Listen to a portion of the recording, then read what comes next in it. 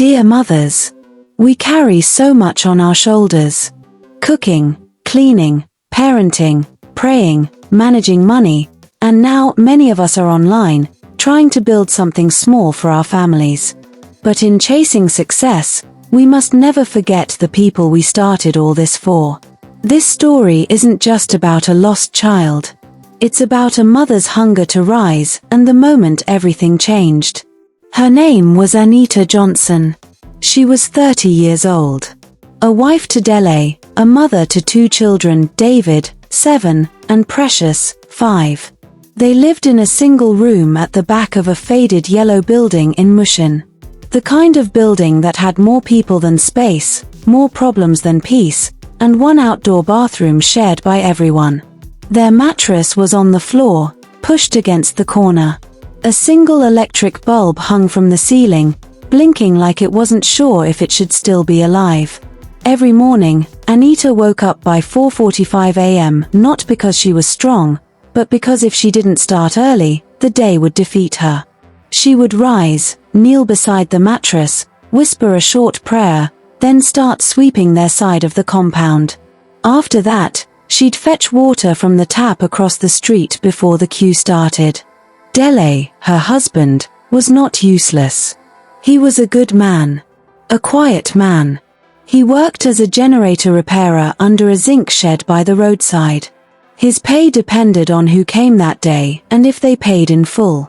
But he always tried. He never raised his hand on her. He never insulted her. When he had, he gave. When he didn't, he apologized. But life was still hard. Very hard. Anita, on her own part, had tried almost everything. She started with selling akara and yam. Every morning by 5 a.m., she would be at the junction, beside Mama Sade's kiosk, hoping to catch early customers. At first, it moved. She made enough to feed them and buy snacks for the kids. But then the local council officers started disturbing the area. One day they came and seized her frying pan. They said she didn't have a permit. The next week, rain poured heavily for 3 days straight and spoilt all her goods. She stopped. Loss upon loss. Next, she tried home cleaning. She carried buckets, brushes, Dettol, going from house to clean for small madams in flats. Some paid 2,000 Nigerian nairas. Some paid 1,000 Nigerian nairas. Some said God bless you and never called again. One woman told her, "You're too old to be cleaning toilets. Don't you have a business?" Anita smiled politely, but that night she cried while washing her children's clothes. She was trying her best. Nobody saw her heart. Then she tried cooking soup for sale. Ifo riro. Egusi. Ogbono. Jollof rice. She used her small gas cooker and took pictures with her old technophone. She told her neighbors to help post it in their WhatsApp status. A few people ordered, but they all complained. One said it was too salty. One said it didn't taste like home. One promised to pay next week and never did. She gave up. Lost another 8,000 Nigerian nairas. Through it all, she still managed the home. She made sure David and Precious went to school with clean uniforms. She helped them do assignments by candlelight. She gave Dele food when he returned, even when she hadn't eaten all day. But the walls were closing in. Their landlord had issued a quit notice. They owed 4 months' rent. She owed the school 12,000 Nigerian nairas. And the phone she was using was dying, cracked screen, poor battery, no memory. One Saturday morning, after sweeping the compound and hanging the clothes, she sat on a broken plastic chair and just stared into space. She wasn't angry. She wasn't even sad. She was tired. That was when her friend Peace walked in. Peace lived in the next building. She was chatty, lively, always on her phone. She sold scarves, did makeup for people, and somehow always had data. "Anita, you day house?" she asked, swinging her nylon bag. Anita managed to smile. Day. Where IWAN go? Peace sat beside her. You never come out since morning. I don't even know what to go and do again, Anita said. I've tried everything. Peace looked at her quietly, then said, Don't worry. Something will come up. She didn't say anything else. Not yet. She could see Anita wasn't ready. So she just changed the topic. That night, Anita bathed her children, rubbed Rob on their chest, and laid down on the mattress. Dele turned to her and whispered, I'm sorry we're still here. She placed her hand on his chest.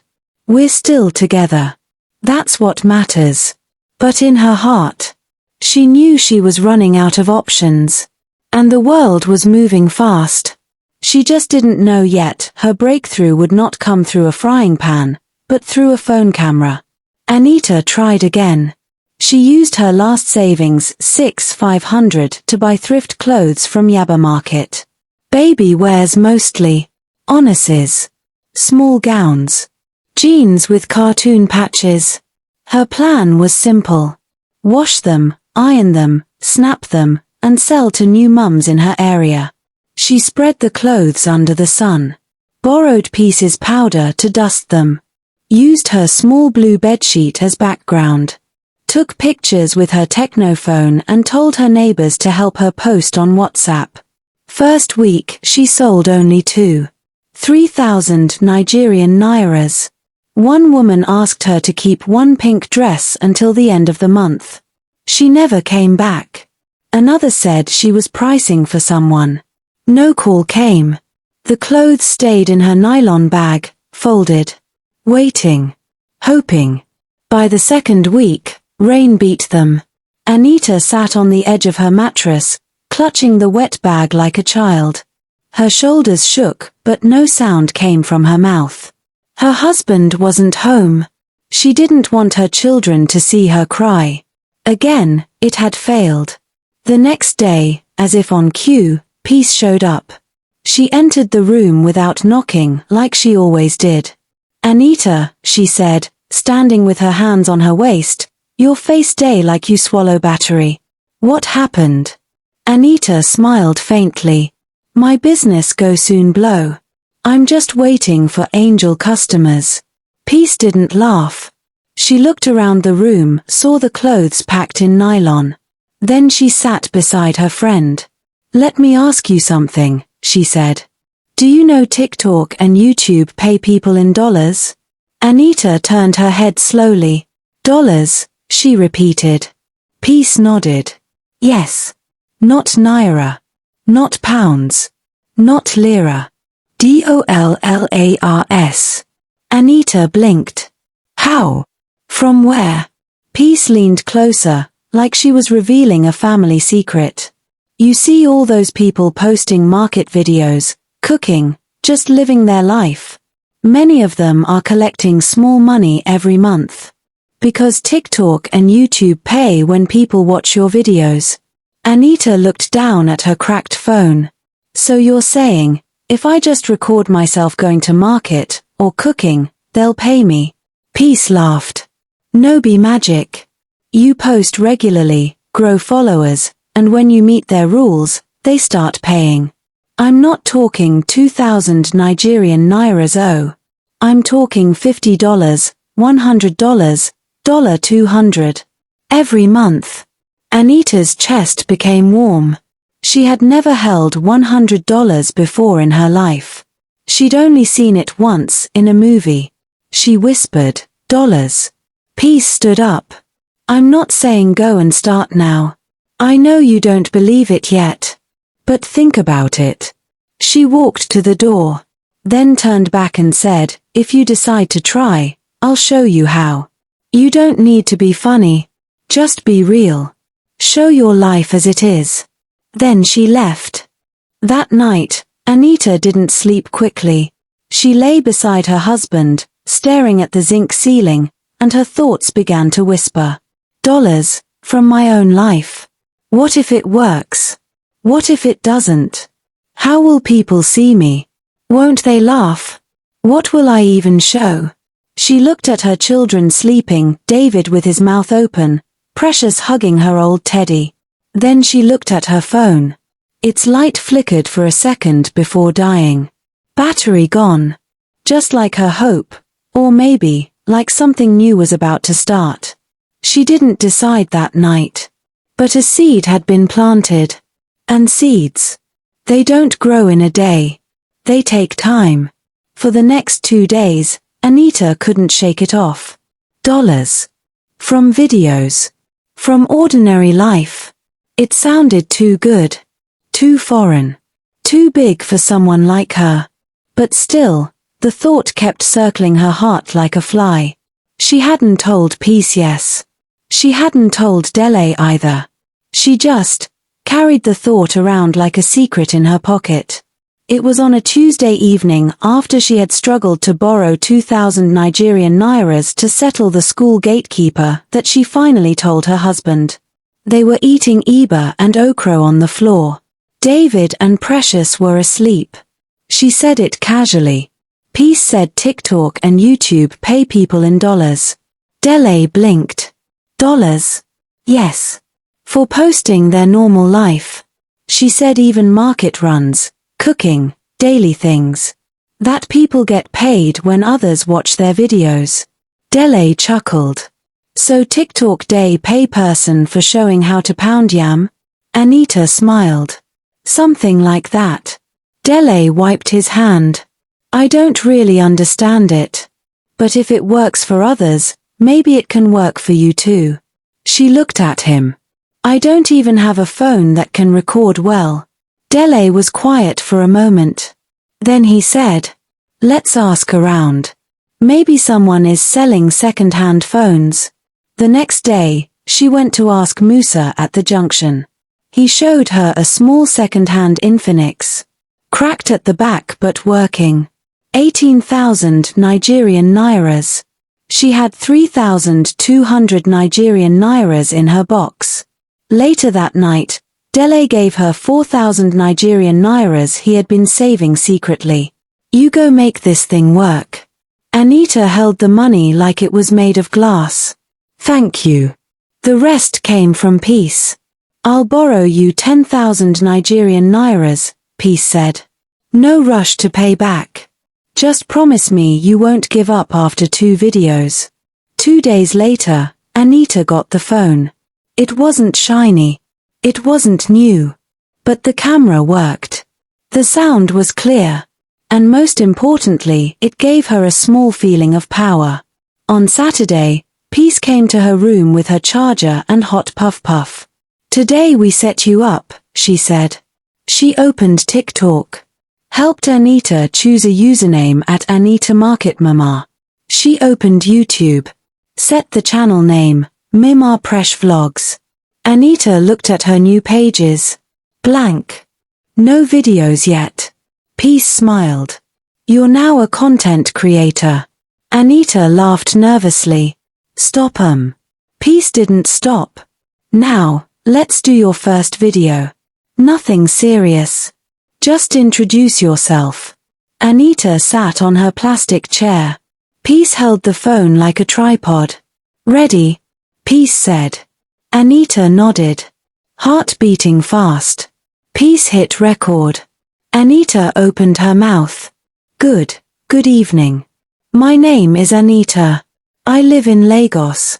I want to be showing you my life, my market runs, how I cook for my family. Then she paused. Her voice broke. Peace stopped recording. It's okay, she said. It gets easier. Anita wiped her face. Let me try again. They recorded again. And again. By the 4th try, it worked. Peace helped her post it. They watched it upload.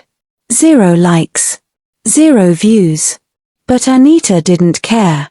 Because for the first time in a long time, she was doing something that didn't feel like failure.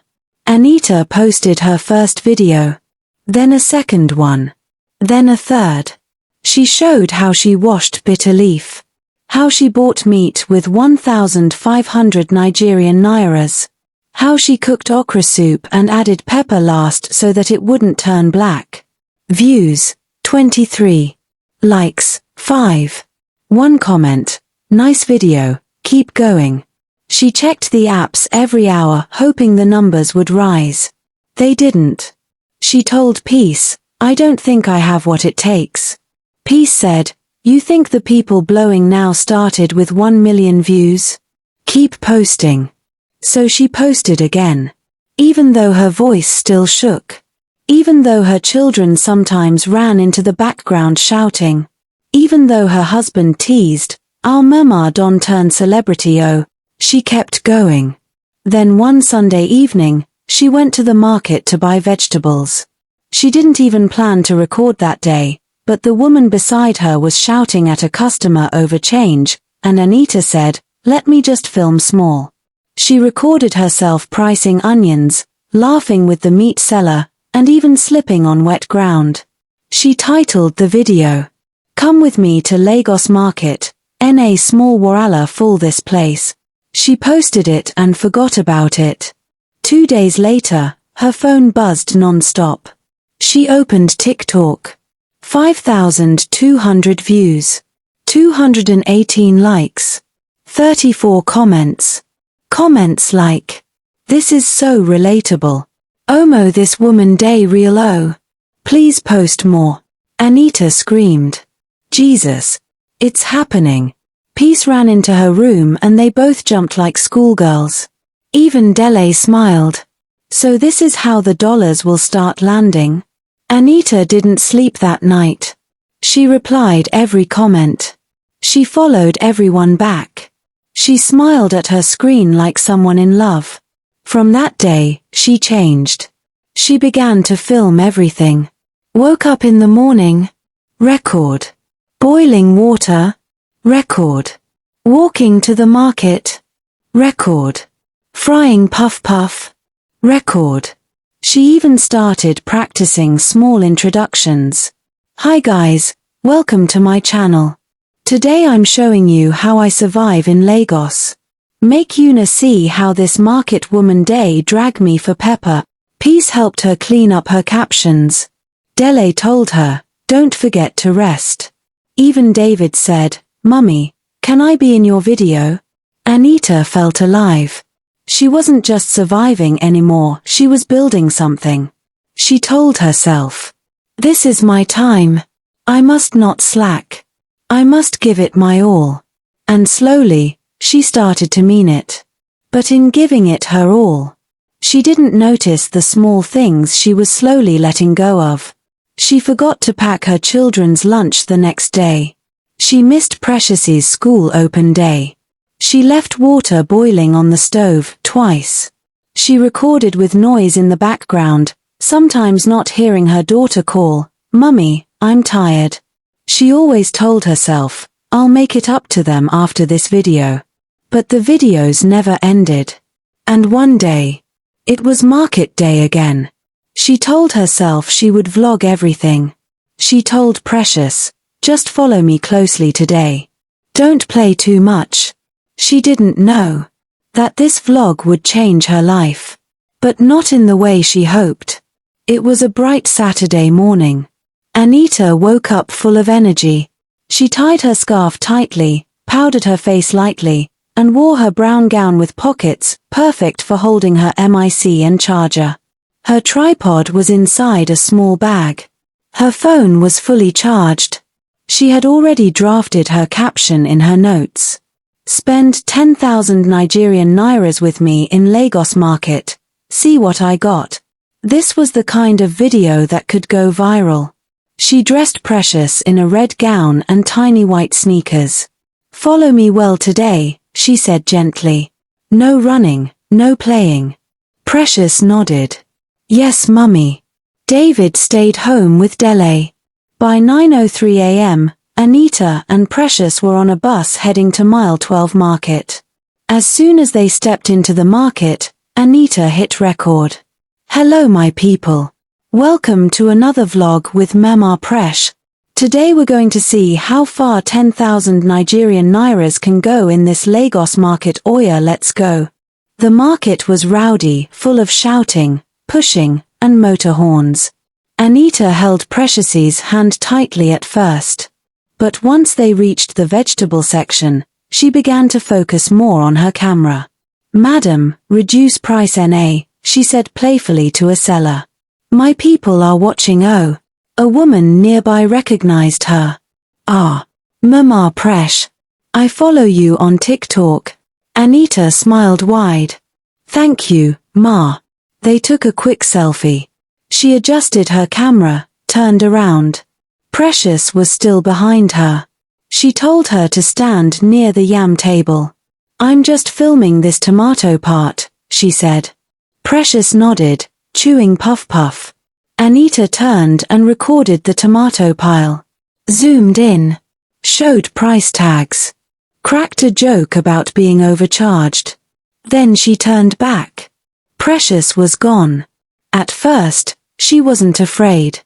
She scanned left. Right. Maybe she moved a little to the next stall. "Presh," she called. "Stop playing. Let's go." No answer. She walked 2 steps forward. No red gown. No tiny sneakers. She turned in a slow circle. No puff.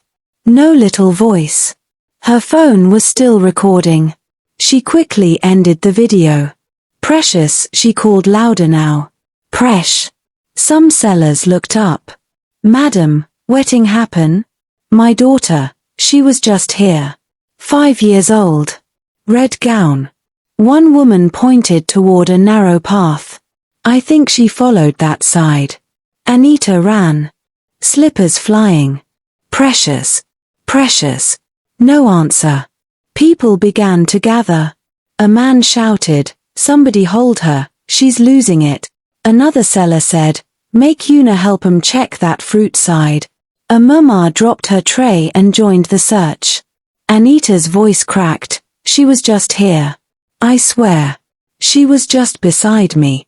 Her eyes were wild now. Sweat pouring. Hands shaking. Phone still in her pocket. Forgotten. She checked under tables.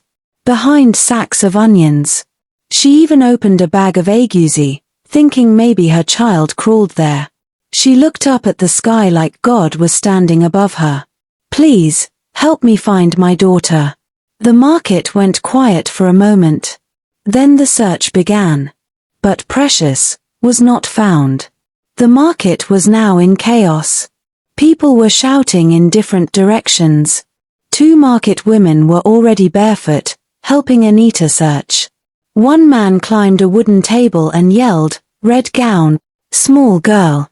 She fit Don enter gutter O. Anita's voice was nearly gone. "Her name is Precious," she cried. "She's only 5. She was just right here." She ran to the fruit section. To the okrika corner. To the meat stalls. Nothing. Sweat soaked her dress. Her hands were trembling. Her phone buzzed, probably a notification from one of her videos. She didn't check it. Nothing else mattered now. Not the vlog. Not the views. Not the camera. Just her daughter. Anita rushed to the gate. She ran into the street. She screamed at a keek driver, "Did you see a little girl, red dress, walking alone?" He shook his head. Another woman said she might have seen a child crying near the toilet side. Anita ran there. Nothing. Her legs were giving up.